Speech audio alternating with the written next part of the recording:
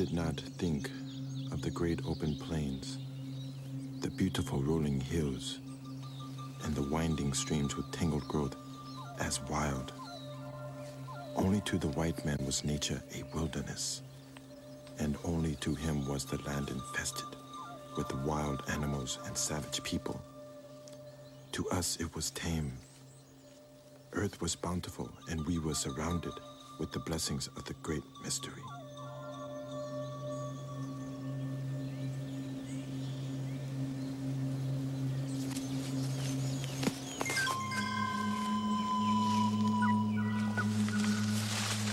Not until the hairy man from the east came, and with brutal frenzy heaped injustices upon us and the families we loved, was it wild for us.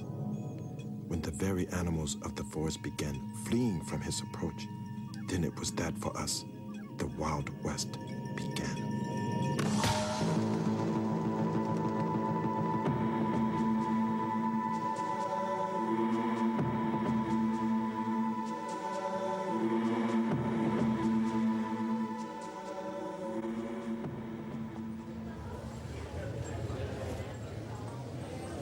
The Indian is one of the most potent symbols in American culture. The Hollywood image of the mounted plains warrior standing in the way of progress has come to represent the glory and romance of America's past. Generations of Americans have laughed at cartoon Indians saying how, and many have wept at the tragedy of the noble, nature-loving chief banished from his land. For most Americans, these contradictory stereotypes, rooted in the past, have become fact. The reality of who Indians are and what has happened to them has been lost in the myth of America.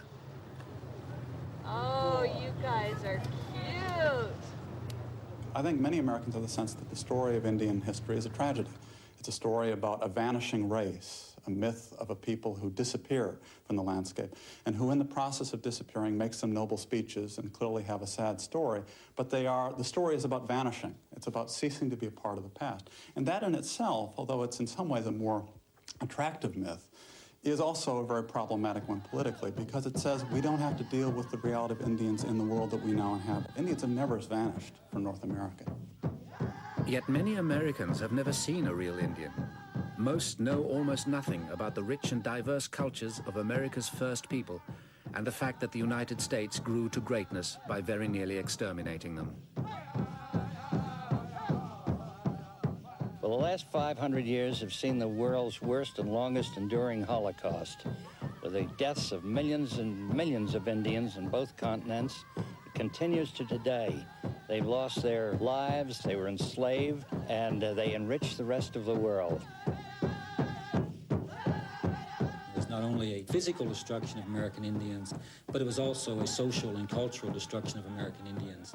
You know, millions, if not billions, of Indian people simply did not have the chance to live their lives as we live our lives today. They simply never had the opportunity. The full extent of Indian suffering will never be known.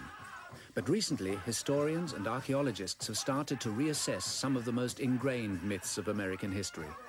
It is becoming clear that many more Indians died as a result of white contact than was ever imagined, and that our picture of what happened has been seriously distorted by the attitudes and the accounts of the early settlers and their followers. Now, Puritan history is what we base our own history on.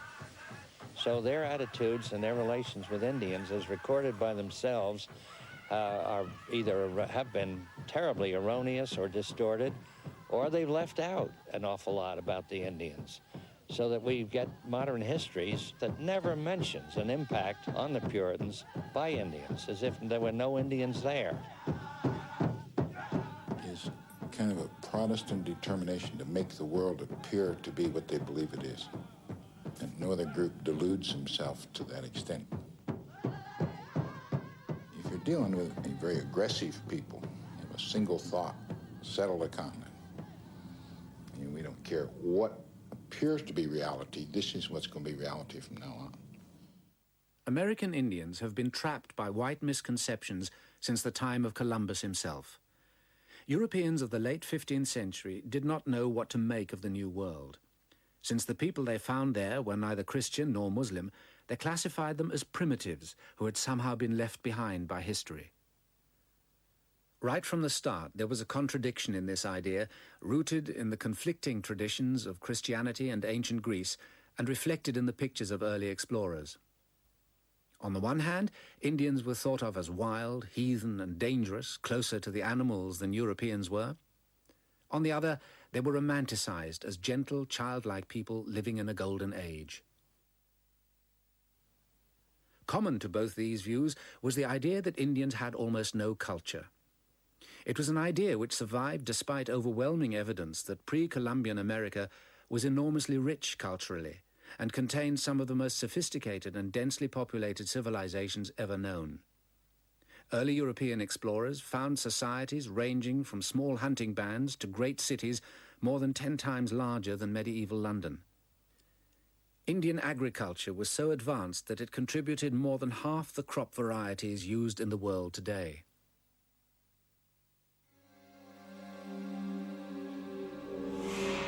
American Indians are descended from bands of nomadic hunters who crossed a land bridge between Siberia and Alaska during the last ice age more than 10,000 years ago. Over many generations, they spread out to cover the entire Western Hemisphere, gradually adapting to the different environments they encountered. By the time of Columbus, they had branched into a mass of distinct and widely differing peoples.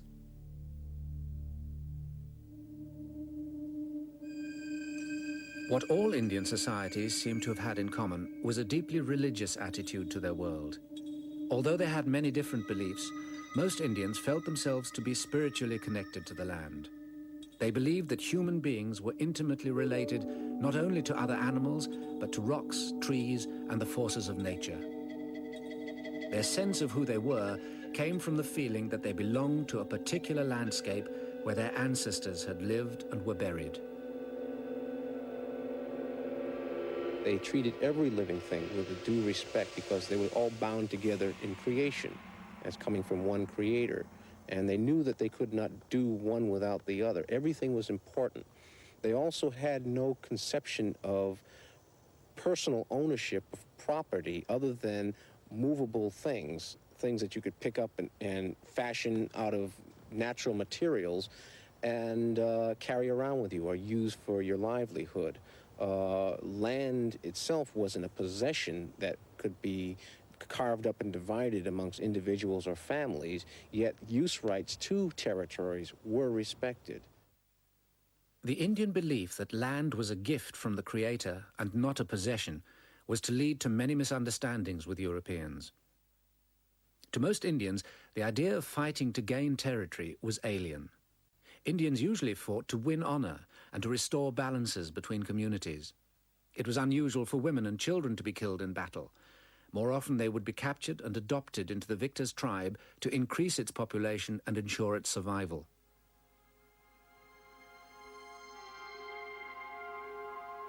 When Columbus reached the New World in 1492, he thought he had discovered an undeveloped and inferior culture. In fact, he had established contact between two great civilizations, two old worlds. For Europeans, this meeting was to lead to unimaginable wealth and global power. For Indians, it was the start of the invasion of their land and the destruction of their world. In the early 1600s, little more than a century after Columbus's voyage, an intense European competition had developed to explore and exploit North America. The first permanent English colony at Jamestown, Virginia, in 1603, was quickly followed by a French settlement in Port Royal, Nova Scotia, and a Dutch trading post on Manhattan Island, which soon expanded onto the mainland. Shortly afterwards, the arrival of the Pilgrim Fathers in Plymouth, Massachusetts in 1620 gave the English a second bridgehead. The first settlers came from a Europe torn by war and religious conflict. Inevitably, its violence, its prejudices, and its fanaticism powerfully affected their view of America. The world had been explained in terms of the Bible for Europeans for centuries, and the discovery of the New World meant there was a whole universe out there that wasn't covered by the book that was supposed to cover everything. And as a consequence of that, there was an awful lot of backing and filling as people attempted to explain the New World to themselves and to others. And there was a tendency to think in terms of of an open continent that was available to them, that they could settle and tame. Europeans wanted to believe they had come to a wilderness. However, in southern New England, the native people had a highly sophisticated economy based on moving between farming settlements, hunting grounds, and areas where wild food could be harvested. It was a way of life that led to a very different view of the occupation and possession of land. And the Indians were pretty willing to share their land. It was a characteristic of this open landscape that they inhabited, that it often didn't mean that much to them to have somebody sharing a relatively abundant resource with them. And so they were quite willing to sign pieces of paper that said, we're willing to have you here with us. And they understood what was on those pieces of paper often in different ways than the way the colonists or the Europeans understood them. The Europeans chose to understand those pieces of paper as cessions of the land in perpetuity and as fixed bounded tracts of property that would henceforth be owned entirely by Europeans. Today, at the Plymouth Plantation Museum near Boston, thousands of tourists flock to watch modern Americans reenacting the life of 17th century settlers. It is a scene that still captures the American imagination. For the land-hungry Puritan immigrant, New England offered the chance of a new life. By bringing European farming methods and livestock to his own little piece of America, he could hope to provide a prosperous living for himself and his family. But in doing so, he was permanently changing the Indians' landscape and destroying the delicate balance of their economy. New England moved irreversibly from hunting and harvest to cropland and pasture. In the hands of the colonists, it was to become a world of fields and fences. The Europeans come into this landscape with their fixed set of boundaries that they want to impose on the land. And what they say is, here's a place that the Indians don't seem to be 11 months of the year. It's a waste, which is the key word that Europeans would use to describe a landscape that Indians used part of the year, but not the rest of the year. Europeans had this odd notion that if you didn't improve the land, meaning if you didn't plow it up, plant crops in it, or if you didn't put fences around it, and fences are the key symbol for Europeans of improvement of a landscape, you don't own it. You don't have any right to it. There's no property that inheres in that land that you can claim as your own. So they arrive in this landscape, they see this unbounded, in quotation marks, Indian landscape, and they say, nobody owns this. It's a waste. We claim it. It's ours. The Indians have no rights to it. Their land is spacious and void, and there are few and do but run over the grass, as do also the foxes and wild beasts. They are not industrious, neither have art, science, skill, or faculty to use either the land or the commodities of it. Much might they But all benefit spoils, themselves if rots, they and had is rather marred. starve than work, following no employment saving such as are sweetened with more pleasures and profit than pains or care. As the ancient patriarchs therefore removed from straighter places into more roomy, so is it lawful now to take a land which none useth, and make use of it. The Indian landscape of New England was a landscape that had been significantly modified by native peoples. It's one of the myths that Indians had no effect on the land. That really is not true. One of the ways that Indians most dramatically affected New England landscapes, and landscapes, in fact, all across North America, was fire. Fire was a tool that they used everywhere, in hunting and sort of clearing the underbrush, so that the forest that the colonists found when they came here was a kind of open park-like forest that had been made that way by Indians. It had been made that way because you could travel more easily through forests that had been cleared that way, but more importantly, animals are more abundant in that kind of a landscape. So that, in effect, Indians had farmed those forests to increase mammal populations and supply the food that Indians needed. Where they did practice horticulture, it was an extensive form of horticulture. It was made necessary by the techniques and the kinds of crops they had available. This made it appear to Europeans that they were underutilizing the land. Inasmuch as it was often the Indian women who did most of the horticulture, it also looked to the Europeans as if the men were doing almost nothing at all. And this all contributed to the notion that the Indians were lazy and shiftless and really were taking up a lot of space they didn't need and didn't use properly.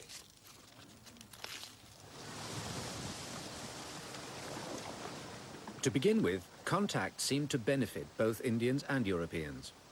Indians helped the white settlers through their first hard winters, while for the first time, European traders connected Indians to a world economy which gave them access to a whole range of new goods and technologies. In exchange for furs, particularly the highly prized beaver, and other native produce, they received metal tools, pots, beads, and manufactured cloth. Guns and iron traps enabled them to kill more game and so acquire more European products. But although Indians made use of these goods, trade was always seen by them very much in terms of their own aims and values.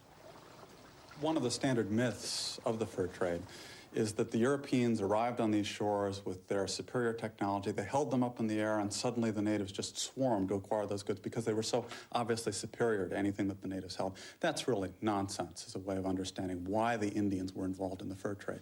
The Indians did want to acquire European goods. Oddly enough, many of the things that they wanted in the trade actually were Indian objects. They wanted to acquire, in particular, wampum, the beads that are very central to lots of rituals. But most importantly, what they sought were emblems of rank, emblems of status within Indian societies, and European goods were successful at conveying that. So that Indians sought to acquire things like kettles, not because they were European or because they were superior technology, but because you could cut them up and turn them into ritual objects that looked like arrowheads or looked like traditional native goods.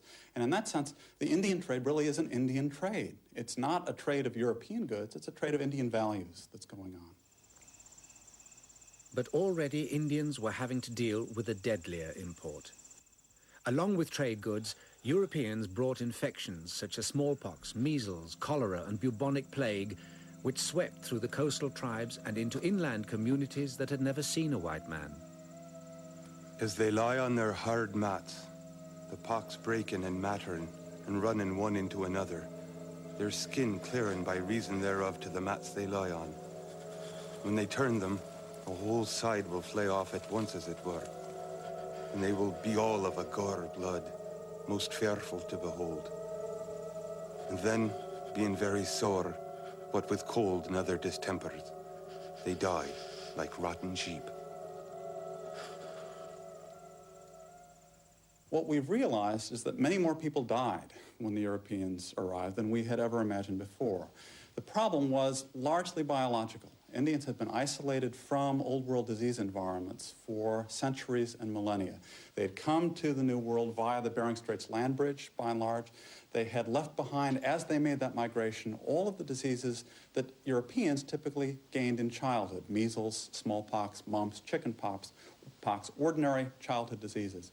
When those diseases were reintroduced after 10,000 years of isolation, the Indians proved to be devastatingly susceptible to them, so that they died by the thousands and by the millions. Death rates in the face of those European epidemics were on the order of 50, 70, 80, 90%. Extraordinary death rates that we have not seen the likes of in the 20th century. When the Pilgrim Fathers arrived in New England in 1620, they found a huge area along the coast almost uninhabited. The agricultural tribes living there had been virtually wiped out, leaving thousands of acres of fertile farmland that seemed to be waiting to be cultivated. The Puritans, searching for evidence that they were doing God's will by coming to this dangerous new world, saw the epidemic as a sign of divine providence. In sweeping away great multitudes of the natives, God hath hereby cleared our title to this place. The woods are almost cleared to these pernicious creatures to make room for a better growth. Complete Indian villages were wiped out. So many died that no one remained to bury the corpses. New arrivals from Europe found the land littered with bleached bones and skulls. The Indians who survived faced appalling problems. Many communities were left disorganized with nobody to hunt or to grow crops. Thousands died of starvation. Despairing and confused, the survivors were in no position to cope with the impact of the European invasion. The Indians found themselves in a rapidly worsening situation. Overhunting for the fur trade had brought many animals to the edge of extinction, and many tribes found they had nothing left to trade. As the whites established themselves, the new world became more and more a reflection of the old. Rivalries led to a fierce competition for the only commodity the Indians had left, their land. The Europeans no longer were dependent upon the Indians. They were now independent, at least of the Indians, if not of the home country, and were able to ignore the kinds of cozy relationships that they had had to build previously. Now they could simply displace the Indians or exterminate them if displacement wasn't possible. The new situation quickly brought about a change in white attitudes. As the 17th century progressed, the romantic view of Indians increasingly gave way to the more sinister one. They are continually in wars, and will eat their enemies when they kill them, or any stranger if they take them. The barbarous people of the East worship the ugly shapes of devils, of the sun, moon, stars, of the elements, and of other creatures. These people worship the devil for their god, and have no other belief. Now fast bound with the chains of error and ignorance, under the bondage and slavery of the devil.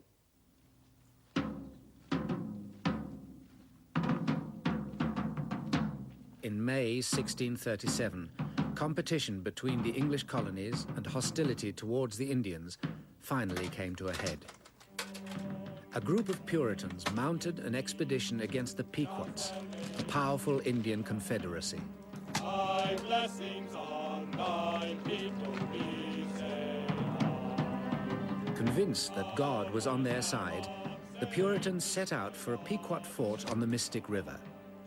They were supported by 500 Indian warriors from rival tribes, many of whom melted away as they realized that the English meant not just to defeat the Pequots, but to exterminate them. Thy blessings on thy people be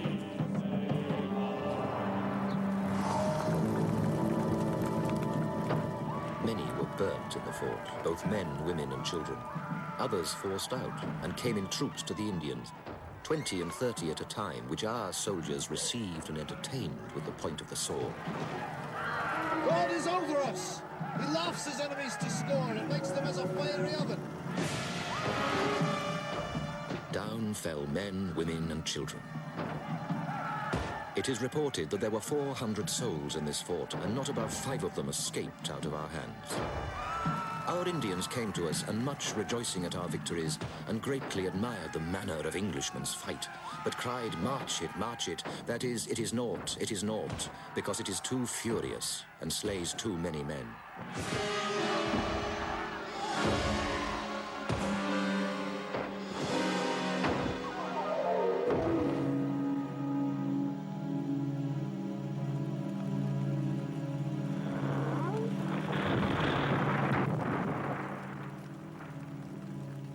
The attack on that fort was more like what people call genocide these days than anything seen before. And that established a new way of going at the Indian problem from the perspective of the colonists.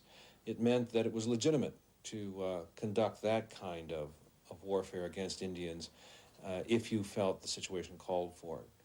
We imagined that there was one thing called Indian. And because it was one thing, why didn't they all band together? They're all the same people. That wasn't the way they perceived themselves at all. No more than Europeans perceived themselves as Europeans. They were many, many different peoples with lots of old grievances against each other.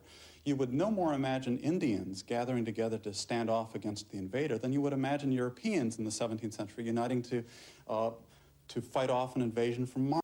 17th century New England established a pattern that was to be repeated again and again as the invaders carried their competition for land further and further into the continent. In a desperate effort to survive, many tribes made alliances with one or other of the rival European powers, only to find themselves discarded or annihilated when they were no longer useful. In 1763, Britain defeated France and brought European competition in the northeast to an end. Terrified that they would now be destroyed themselves, some of France's Indian allies rebelled against the British. They caused so much trouble that the British promised to establish a boundary for them along the Appalachians as a protection against further settlement. This policy pacified the tribes, but it revealed another shift in white attitudes. Along the frontier, Puritan prejudices still flourished. Further east, another image of Indians was again beginning to become fashionable. When people are living in settled areas far away from Indian peoples, do we see a kind of rebirth of the noble savage myth of Indians, so that people on the eastern seaboard by the end of the 19th century are very worried about the state of Indians in the far west, even though people, white Americans who live in the far west, are still worried about savage, violent Indians. And that tension between the noble savage and the savage has really existed for a long time in American culture. The contradiction between the savage and the noble image was never to be fully resolved. When the new leaders of the United States took power, they opened the frontier to settlers once again. To make white settlement more orderly and reduce friction with the tribes, they ruled that Indian land could only be bought by the federal government. Over the next 90 years, Indians were forced into making treaties which put huge areas of America under white control. The treaty-making process highlighted many of the fundamental differences between Indian and white attitudes towards the land. Many Indian orators tried to express their feelings when they met American officials. Because their speeches had to be translated and written down by whites, there is no way of telling how accurate our record of them is. But they do give an insight into the way Indians felt at the time. The earth was created by the assistance of sun, and it should be left as it was. The country was made without lines of demarcation, and it is no man's business to divide it. I see the whites all over the country gaining wealth, and see the desire to give us lands which are worthless. The earth and myself are of one mind. Perhaps you think the Creator sent you here to dispose of us as you see fit. If I thought you were sent by the Creator, I might be induced to think you had a right to dispose of me. I never said the land was mine to do with it as I chose. The one who has the right to dispose of it is the one who has created it. I claim a right to live on my land and accord you the privilege to live on yours.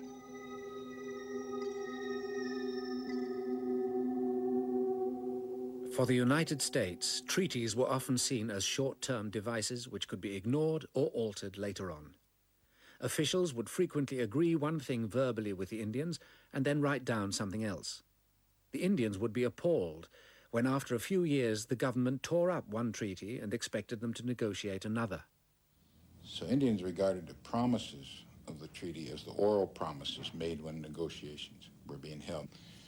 So treaty promises were not legal in the modern sense. They were kind of spiritual commitments between people. And so tribes had made treaties long before white people came here. So, and Indian tribes made treaties with Spain, Mexico, Great Britain, Russia, not just the United States. But the United States had to put it in a legalistic form because it had to be something you could control. You can't have a law that the government can't break or control because then the government would have to be lawful.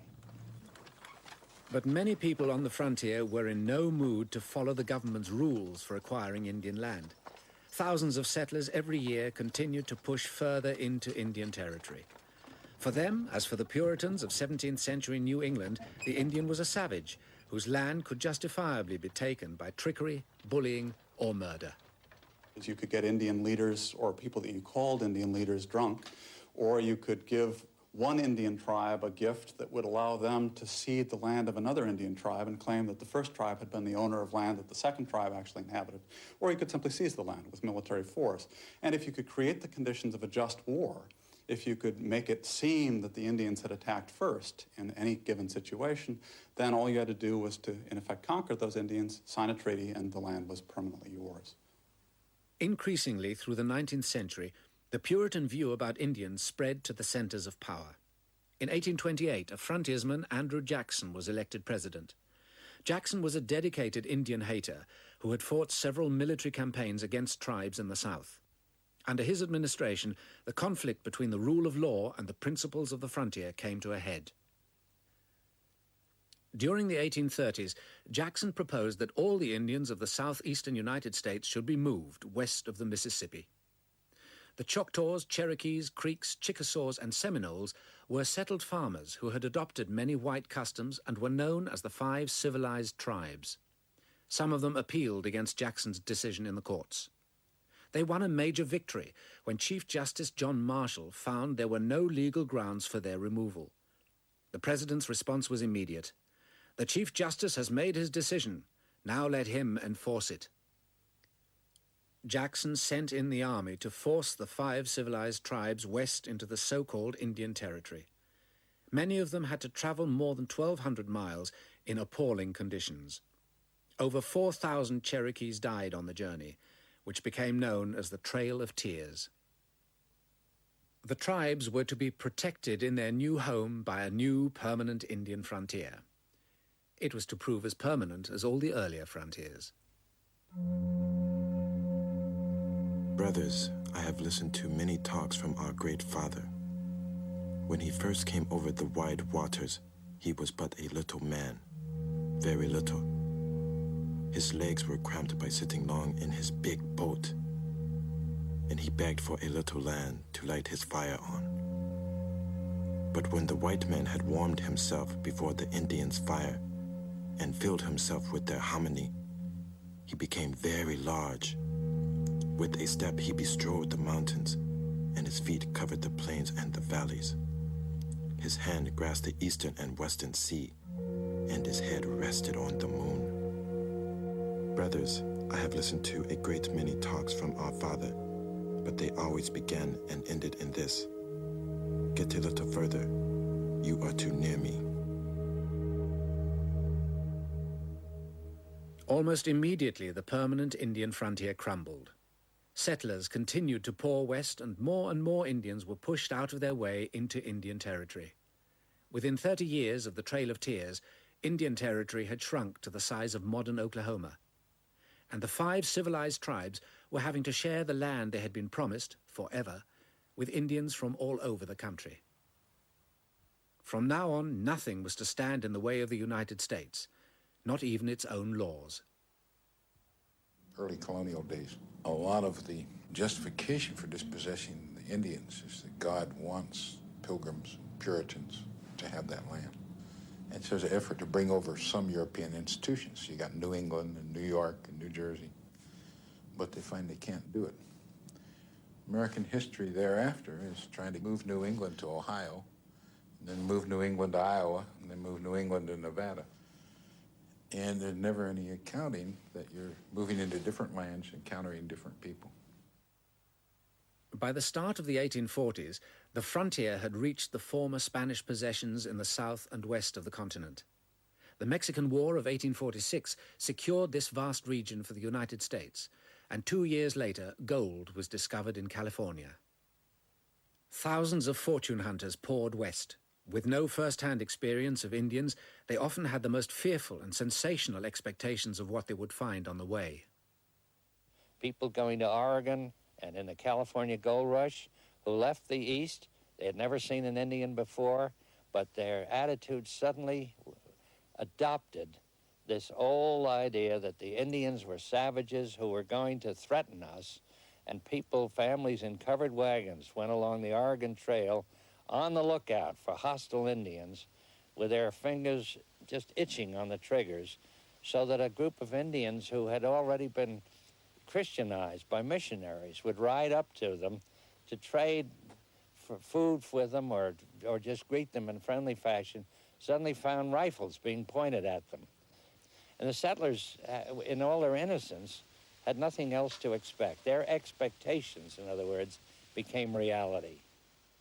The prevailing view that Indians were vermin who had to be removed was not now just found on the frontier. It had spread to Washington itself. Congress refused to ratify many of the Western treaties on the grounds that they were too favorable to the Indians. And when settlers took the law into their own hands by massacring Indians and taking their land outright, there was little serious attempt to stop them. The native population of the West was devastated. Estimates are that by the beginning of the 1800s, there were as many as 260,000 Indian people still living in what's now the state of California. 100 years later, by 1900, this 260,000 had been reduced to 15 to 20,000 at the very most. Most of this reduction could simply be attributed to the genocide that vigilante groups inflicted upon the Indian peoples of that area. And it's just case after case after case of villages of Indian people being surrounded and virtually wiped out overnight. By the 1860s, the only major region still held by the Indians was the Great Plains. Here, tribes such as the Sioux, the Cheyenne, and the Arapaho had adopted the horse and the gun from the Europeans and developed a culture based on the hunting of bison. The wagon trains crossing the area on the way to California and Oregon disrupted the vast bison herds and made it increasingly difficult for the Indians to hunt. Driven close to starvation, the Plains tribes started to fight back against soldiers and settlers. For almost the first time, the United States found itself in a serious and prolonged Indian war. It was a conflict so bloody that it permanently fixed the image of the savage Indian on the American mind. The war for the Plains was marked by atrocities on both sides. Indians would mutilate the bodies of their victims to disable them in the next life. Scalps were sometimes taken for similar reasons. As stories of Indian killings spread, attitudes towards native people hardened. It was easy to forget that whites had been massacring and mutilating Indians and offering bounties for Indian scalps for generations. General Philip Sheridan expressed a widespread feeling of revulsion when he said, "The only good Indian I ever saw was dead." By now, many people made no distinction between different tribes or individuals. In the archetypal American myth of good versus evil, all Indians had become treacherous and bloodthirsty, deserving only to be destroyed.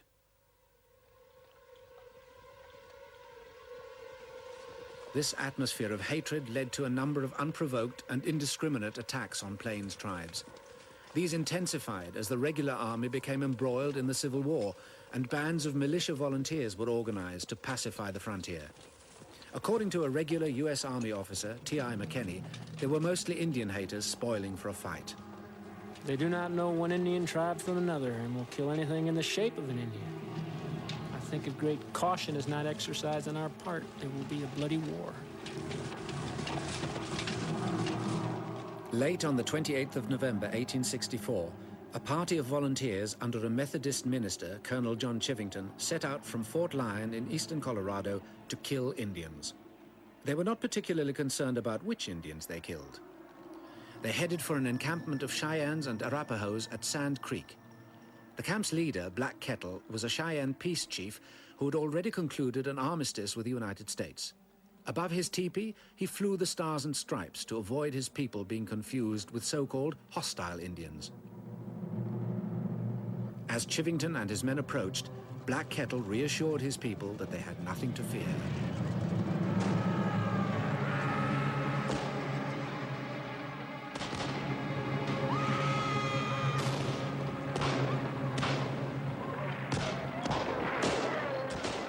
Robert Bent, the son of a white trader and a Cheyenne woman, had been forced into joining Chivington's party. He watched appalled as the drunken volunteers opened fire on his mother's people. I saw the American flag waving and heard Black Kettle tell the Indians to stand around the flag. I also saw a white flag raised. These flags were in so conspicuous a position that they must have been seen.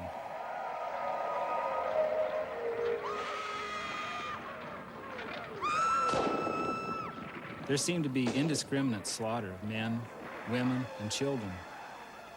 There was some 30 or 40 squaws collected in a hole for protection. They sent out a little girl, about 6 years old, with a white flag on a stick. She had not proceeded but by a few steps when she was shot and killed. All the squaws in that hole were afterwards killed. Everyone I saw dead was scalped. I saw a squaw cut open with an unborn child, as I thought, lying by her side.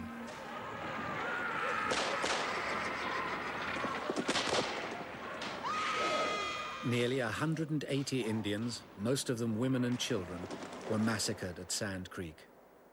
Lieutenant James Connor described the scene when he rode through the camp the next day. I did not see a body of a man, woman, or child, but was scalped.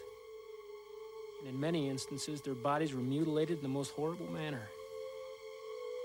Men, women, and children's privates cut out. I heard one man say that he had cut out a woman's private parts and had them for exhibition on a stick.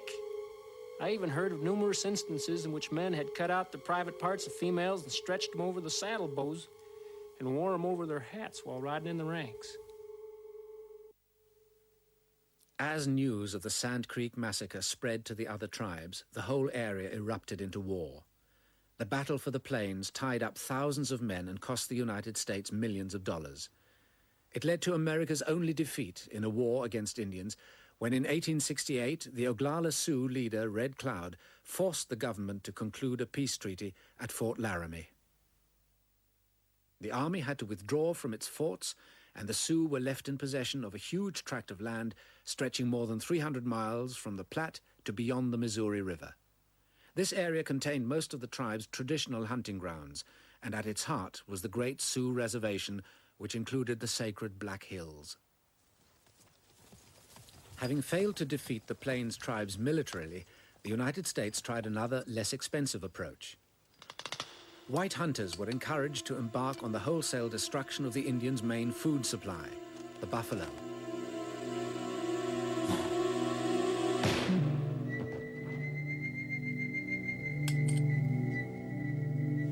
As this new policy took effect, rotting buffalo carcasses littered the plains. They were stacked at railheads to be shipped to factories to make fertilizer and explosives. In the mid-1800s, there were estimated to be some 60 million buffalo in the United States. By 1910, there were thought to be just 85 single animals left. The whites thought they were simply destroying the Indians' food supply. In fact, they were destroying the whole center of the Plains Indians' complex culture. I was born on the prairie where the wind blew free, and there was nothing to break the light of the sun. I love the land and the buffalo, and will not part with it. A long time ago, this land belonged to our fathers. But when I go up to the river, I see camps of soldiers on its banks. They kill my buffalo, and when I see that, my heart feels like bursting. I feel sorry. Has the white man become a child that he should recklessly kill and not eat?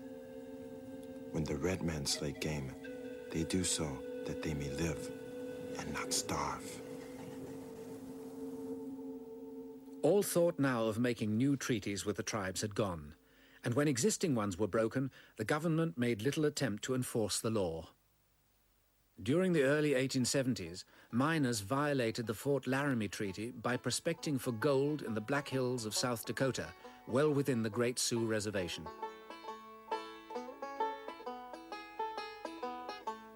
The government tried half-heartedly to remove them and then attempted to persuade the Sioux to sell the area.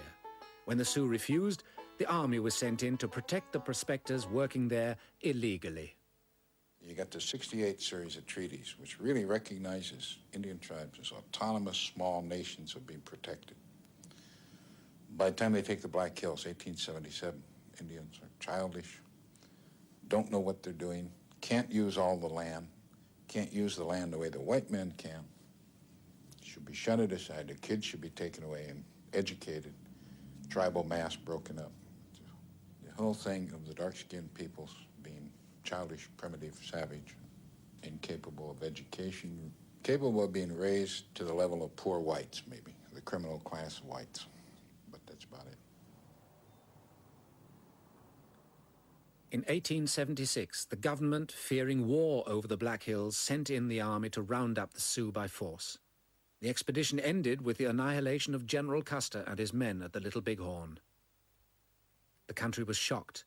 A humiliated government poured reinforcements into the plains. Gradually, heavily outnumbered and often starving, the bands of Sioux and Cheyenne were brought into reservation compounds where they were incarcerated. The Plains tribes were now finally facing the disaster that had already overwhelmed the rest of America's native people. The white man made us many promises, more than I can remember. But they never kept but one. They promised to take our land, and they took it. Less than 400 years after the first white contact, the Indians had lost virtually the whole of North America.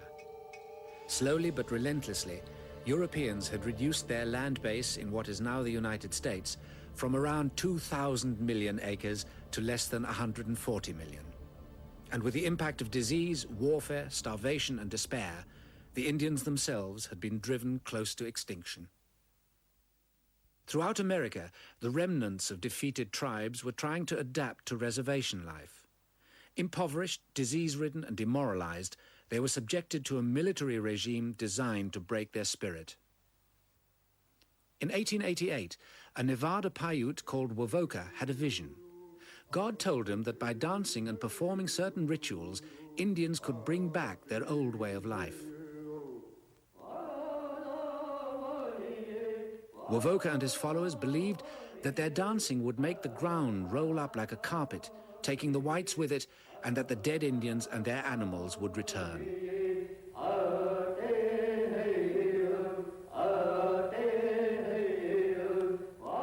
In a last frenzied effort to preserve their way of life, tribespeople throughout the West danced and sang for supernatural help.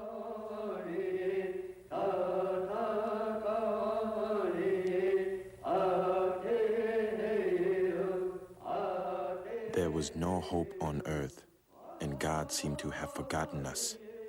Some said they saw the Son of God. Others did not see him. The people did not know. They did not care. They snatched at the hope. They screamed like crazy men to him for mercy. They caught at the promise they heard he had made. The help they danced and sang for never came. In December 1890, nervous U.S. soldiers opened fire on a group of unarmed Sioux ghost dancers at Wounded Knee, South Dakota. More than 300 men, women, and children were killed. I can still see the butchered women and children lying heaped and scattered all along the crooked gulch, as plain as when I saw them with eyes still young. And I can see that something else died there in the bloody mud and was buried in the blizzard. A people's dream died there. It was a beautiful dream. The nation's hoop is broken and scattered. There is no center any longer, and the sacred tree is dead. To the majority of Americans, the Wounded Knee Massacre was the last engagement of the Indian Wars, and it was the moment when Indians were finally consigned to the pages of history. The savage, part brute, part helpless child who had haunted the frontier since the arrival of the first settlers was at last defeated. But the image of the savage, with all its contradictions, was to live on. The brute, who was also a child, had to be prepared for life in modern America. And that meant unleashing on Indians an ordeal in some ways even more terrible than the physical destruction that had gone before.